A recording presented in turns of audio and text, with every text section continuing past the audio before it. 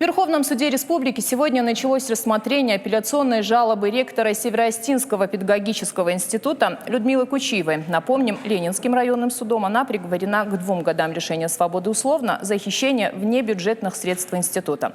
Речь идет о начислении заработной платы из внебюджетных денег образовательного учреждения. Однако, по версии стороны обвинения, ректор не имела права этого делать. В свою очередь, защита настаивает на невиновности действующего руководителя вуза.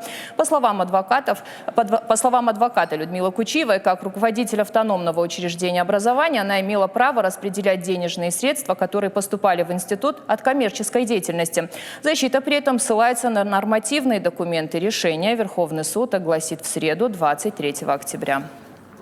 Документы ни в одном своем предложении не говорят о том, что ректор института не имела права издавать приказ в отношении себя, более того, не по бюджетным средствам, которые спускаются государством и которые предусматривают определенные статьи расхода по научному, по преподавательскому и так далее процессу, а именно внебюджетные средства, которые институт зарабатывает сам и которые он имеет право в соответствии с теми нормативными актами, которые я перечислил, распоряжаться самостоятельно.